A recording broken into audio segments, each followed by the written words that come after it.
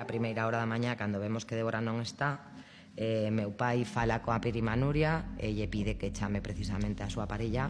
A primeira chamada fixo Nuria e a segunda chamada fixo mi padre. Meu pai, cando fala con él, pues lle di, bueno, pues Débora non aparece, hemos chamado a todo el mundo, estamos preocupados, non é algo habitual.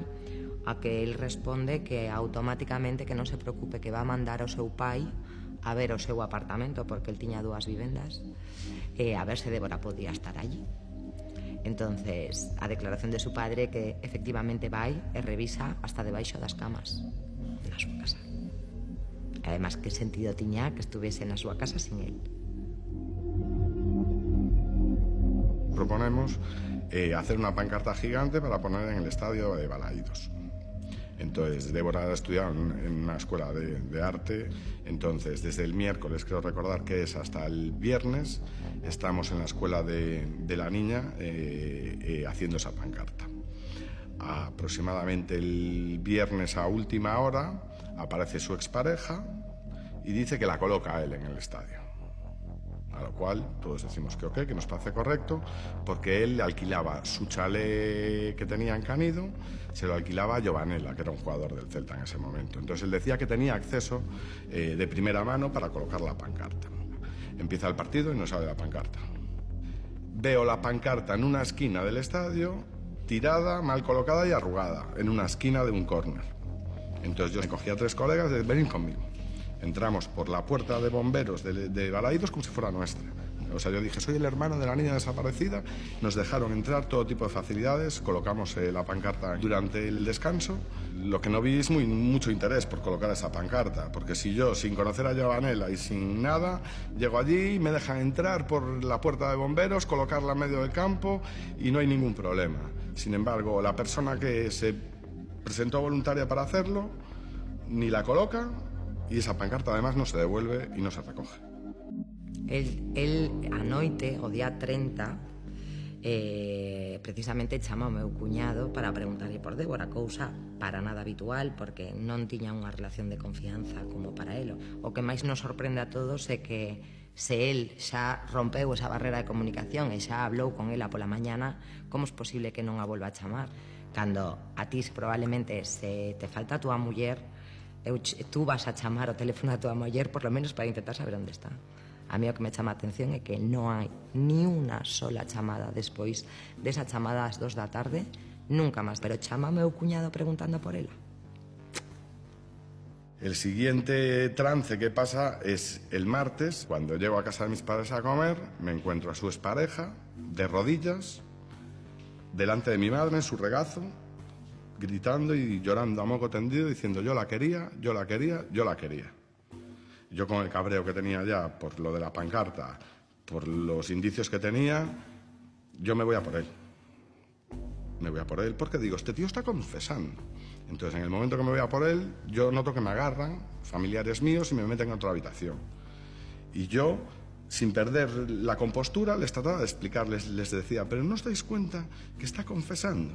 Está diciendo yo la quería, yo la quería, yo la quería, cuando ninguno de nosotros creemos que está muerta. Este tío sabe algo que los demás no sabemos.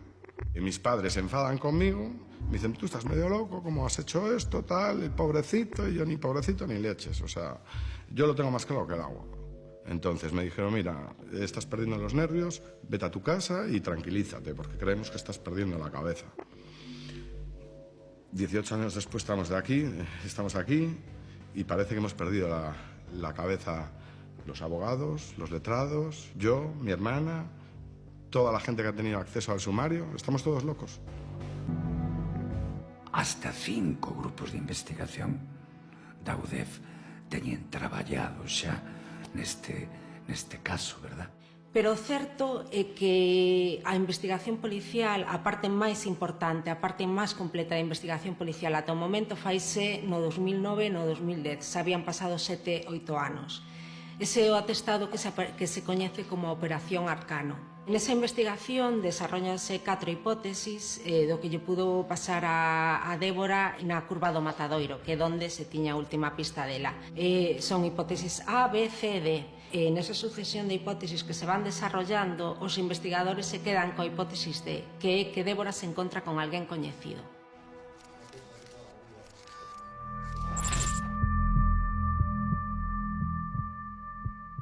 La primera persona cercana a su círculo a la que se interroga la voy a llamar hoy Arcano, que es el nombre que puso la policía a este caso.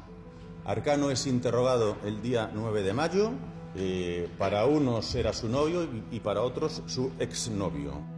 O que din os investigadores policiais é que el vai incurrindo nunha serie de contradicións ao longo dos interrogatorios, que o que fai que as sospeitas da policía vayan sobre él. Sí que tiene los suficientes ítems característicos para determinar que podría ser el autor o principal autor de los hechos. Sí, hai contradiccións, e de feito hai determinados atestados policiales que recollen esas contradiccións.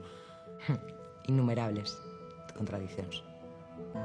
Hai un interrogatorio que se fai a policía nun atestado que di que razón pode ter unha persona para mentir en todas as declaracións que fai. Se van encima logo as pos en contraposición o que lle din os familiares cercanos, os amigos, ou que todas as versións que dá sobre con quen pasara diferentes días, diferentes noites, que foi o que fixo, se interrogas as persoas que el menciona, e esas persoas o desminten, eso quere decir que algo pasa. Hai contradiccións e logo tamén se suma que unha declaración, por exemplo, de decembro do ano 2002 se aporta ao procedimento no ano 2019. Non parece normal que unha declaración este de 17 anos non sabemos onde.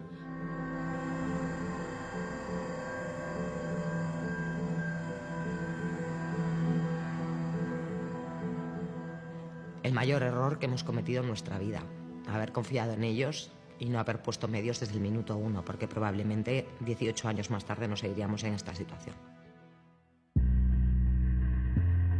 Os investigadores fan unha reconstrucción en Samil dos recorridos de Débora e desa persona sospechosa. Os investigadores consiguen inspeccionar o coche desa persoa sospechosa, pero habían pasado moitos anos e non se atopado absolutamente nada. Tivemos que ler con detenimento esta acta porque decimos non atopan nada que teña interés para a investigación ou non atopan nada. E efectivamente non atopan nada porque din que non se envía nada para que sexa estudiado polo laboratorio para determinar que es, porque se atopan unha fibra ou un pelo, pois eles nese intro que van a facer é collelo, metelo nun sobre e mandalo a unidade especializada. Entonces un coche de 20 años, de un chico joven, ¿quién nos ha tomado una copa? ¿Quién no ha echado un polvo en su coche? ¿Quién no se ha peinado y le ha caído un pelo? En 20 años, y que justo el día que va la policía a hacerle el registro 8 años después, no aparezca ni un solo indicio. Ni uno. Alguien se toma muchas molestias de limpiar ese coche. O certo é que, pese a esas comparecencias que se fan na policía durante determinados anos, al menos 4 hasta 2010, nunca foi imputado en sede judicial e cando todo o material chega ao xuzgado conclúe que non hai nada determinante como para poder seguir adiante cunha imputación contra el, pero sí no propio auto no que a xueza archiva as diligencias no 2010 sí recoñece que hai moitas contradicións. Hai moitas contradicións, pero falta a proba determinante. Entregado xa todo atestado no xuzgado e practicadas as diligencias que a xueza autorizou, o xuzgado conclúe que non hai ningunha proba obxectiva biolóxica que permita imputar a nadie, nin siquiera decía naquel momento hai probas de que a morte fose homicida.